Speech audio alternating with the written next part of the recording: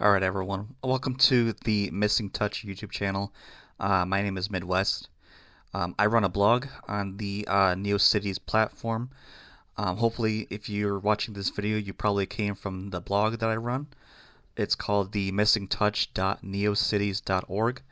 And I've run a few blog posts on there. And if you're not familiar with my content on the blog, I'm going to leave a link to the blog on the description below, and there you'll get an idea of what this channel is about and what this video will be about. And if you're not familiar with my blog, basically it's about male loneliness, men's problems, sexuality, pornography, issues regarding the systemic societal problems I see that contribute to male loneliness. Um, Basically, everything from a men's perspective. The goal of the blog and this channel is not to propagandize anyone or to push some sort of narrative or idea onto anyone. A lot of what I do on the blog is I sort of give anecdotal experience about my own troubles with loneliness, my own troubles with sexuality, my own troubles with pornography, the fact that I don't have any friends, the fact that I'm sort of alone, and my own perceptions regarding loneliness, the male friendship crisis, and what I'm trying to do to better improve that situation, what I'm trying to do to cope with that situation so that I don't suffer much further than what I'm suffering with right now. So the purpose of the blog and the channel is not to so much um, get you to think a certain way, but it's more to get a roadmap as to how to navigate the crisis that we're in, and to get people to sort of think maybe logically about their situation, and to get people to sort of reevaluate certain ideas or beliefs about men's loneliness, or maybe certain coping mechanisms that we do have, or certain ideas that we get prescribed from influencers or media, or YouTubers or whoever. So that's just something that I kind of talk about a little bit on the blog, and something I want to dissect more on this YouTube channel. So with this video, I'm just going to assume that you're watching this and that you are in a similar situation to what I am, and that you are alone. You do feel a sense of a loss of purpose. You don't know your place in the world, and that you probably don't know how to cope with your situation. Um, and it hurts. And one thing I do want to say at the outset is I'm going to use this channel to critique a lot of the MGTOW and a lot of the online influencer sphere regarding so-called solutions that are given to these particular men, because I believe that a lot of these guys on the right wing or the MGTOW sphere, the influencer space, they ascribe sort of individualistic solutions to problems that are very systemic, especially when you look at the data. So that's something that I feel is very important to me. So one thing for certain is I'm not going to make a video saying to just work harder, or that you're not working hard enough, or just go to the gym, or just go out and talk to a girl. That's been done before. There are way too many channels that give terrible advice like that. So I refuse to make content like that. I refuse to give a voice to content like that. And if anything, a lot of what I want to make, and a lot of what I want to write about on my blog and this YouTube channel, is I want to rebuke that and talk about why those solutions just don't help anyone, especially men that are in a lot of pain right now. And while what we do need is we need systemic solutions, because we're facing a systemic crisis. What a lot of these MGTOW guys do is they look at the crisis that we're in, and they just keep giving us false platitudes to make themselves feel better and to make you feel worse about yourself. As for my own situation and how I got here, I've been alone for a very, very long time. It wasn't until maybe a year after COVID that I began to actually do a lot more research and introspection into my own loneliness, the causes of my own loneliness, really thinking about what it means to me to be alone. And so that's when I started to read a lot more literature from anthropologists, zoologists, psychologists about loneliness and what it means to be alone, about the human experience, about the body, about friendships, about human interaction, human behavior, human intimacy. And so as I went down this rabbit hole, it became clear to me that I was not alone in this situation, that I found a lot more people online that were experiencing very, very similar situations, and I knew I wasn't alone. I met a lot of people online on different forums, on different message boards, on YouTube, through comment sections that were very, very alone. Probably in worse situations than I was, probably in slightly better situations. But regardless, I feel that this is an anomaly, unlike anything we've ever seen before. Some people want to say it's because of the internet. Some want to say that's because of feminism and the sexual revolution. That's something that does need to be talked about. It's something that does need to be dissected upon. Something I do plan to make videos about. But aside from all that, men are in a situation now where they find absence in all meaning of life. They are suffering from crippling loneliness, right? Whether you want to call it isolation or inceldom. And then they're lacking any validation from anything that they do. It's not going to be found through work. It's not going to be found through their hobbies. It's not going to be found through interests like going out to the movies or gaming or whatever, right? So nothing brings them happiness or joy. And so men are suffering deeply. And no one wants to give them a solution, frankly, because no one actually cares about what men are doing or what men are feeling, right? Men are supposed to just tough it out, and men are supposed to just figure it out themselves. Before I move on to the definition of loneliness, particularly for men, I want to make a quick note that they want you to function just enough to where you're able to provide for the system, but not function well enough to the point to where you're able to self-actualize or improve yourself well enough to where you're able to get out of the system and not be dependent on the system.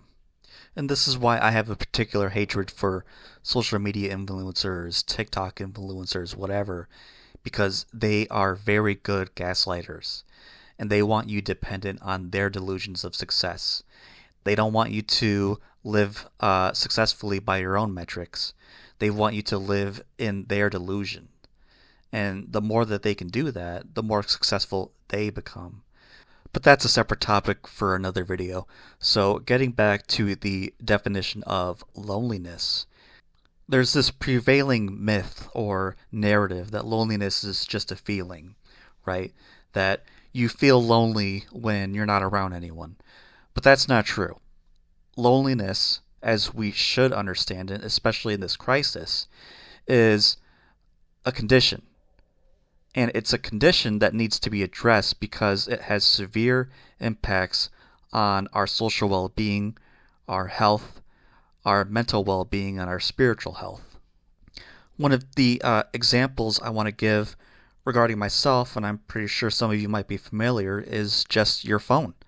So if I look through my contacts right now and see through all the text messages I've received, most of them are not from people. Most of the text messages and voicemails that I've received, going back, however many years, are just automated phone calls, automated text messages, reminders, push notifications. This person commented on Facebook. Here's a doctor's appointment reminder. That type of push notification or text message. And if you were to ask me how many people were to reach out to me first or to text me first, It's not that many people. The list is small enough that I can count it on one hand. And even with regard to the conversations I usually have with someone on the phone, it's usually just a family member asking me if I've had a girlfriend or if I'm staying in school. And my life's just been the same. Nothing's changed. I don't have any major life plans going on. So the conversations don't last that long. Like, what am I supposed to say? Am I supposed to tell them lies? Am I supposed to tell them that something amazing happened, that I went on an adventure or whatever? No one wants to hear that you haven't done anything with your life, that your life is going nowhere, and that on the inside you're just miserable. And so that's why it's useless for me to reach out and call anyone, and that's also why it's pretty pointless for anyone to really call and reach out to me, because they're not going to really get anything out of me, and I'm not going to really engage them with anything that they're doing either, because our lives are just so different. That leads me to my next point, which is touch. This is a huge topic, which I do plan on making a whole series about, but I gotta ask, when was the last time that you've been hugged? When was the last time that someone has held your hand? Can you think of someone in your life that would want to hug you or that would want to give you a kiss? Because you as a man, you may want to hug someone. You may want to kiss someone. You may want to have someone very close to your chest and hold them. But in order to have that happen, you have to have someone that loves you just as much as you love them. It has to be a mutual, shared love. It can't be bought, and it can't be negotiated with. This is why I think a lot of men, especially if you ask men within the incel community, they don't want a prostitute because they know that that relationship is transactional. It makes them unhappy. We often talk about how respect is not something that is given. Respect is something that is earned. And love is the same way. Love is not something that is just given. Love is something that has to be earned. And so think about how humiliating it must be to go out and just buy a relationship or go out and just purchase sex. Not only is it embarrassing for the customer, but it's embarrassing for the sex worker. It's embarrassing for the prostitute. Because of the transaction that took place, the customer did not earn love. The customer did not earn affection. And so it would make sense that the customer's heart is left void. It's left empty. The pain from the loneliness is still there because it hasn't been fulfilled. The soul still quenches for thirst, and yet it cannot drink. This goes to my third point, which is about validation. Now, how do you earn validation? What does it mean to be validated? For myself, validation is knowing that what I am doing means something. Validation means that I am not working for nothing. Validation means that I am not self-improving myself for no reason or just myself. Validation means that I am taking all the steps necessary to see the benefit for other people. And for most people, that would be their significant other, that would be their children. An example I want to give that I can make a longer video about some other time is bodybuilding. I spent a good 2 years learning how to train for hypertrophy, buying all the right supplements, eating more protein. I was learning about form, timing, reps, etc. I was doing all this while working a dead-end minimum wage job, and no one really noticed any major changes in my appearance, so I figured, well, what's the point anyway? No one's going to bother. And then, of course, because of factors outside of my control, namely epilepsy, I dislocated my right shoulder, and so I couldn't go to the gym anymore. I had to go to physical therapy for over 9 months, and I lost all of my gains because, as my doctor told me, once you have a seizure, the muscles convulse, and you lose a lot of muscle in the process because the body keeps shaking during a seizure. And the muscles tense up, and they loose, and they tense up, and they loose, and so this causes a lot of harm on the body. So all my training was for nothing. I lost a lot of progress, and I gained a lot of weight. At the same time I was going to the gym, I was still single. I didn't realize that I went in single, and I came out single. So when talking about validation, especially with regard to bodybuilding. A lot of people will just say, oh, I do it because it feels good, or oh, I do it for my health, when really we know that most people are doing it just to improve their appearances for their significant other, for the opposite sex, for chicks. The idea that you derive a sense of self worth out of bodybuilding is just a cope, because I did it and I did not derive a sense of accomplishment or self worth. Sometimes, yeah, of course, it did feel good knowing that your gains did go up, but I didn't have any external validation. I didn't have anyone telling me, hey, I see those gains, it looks like you're improving.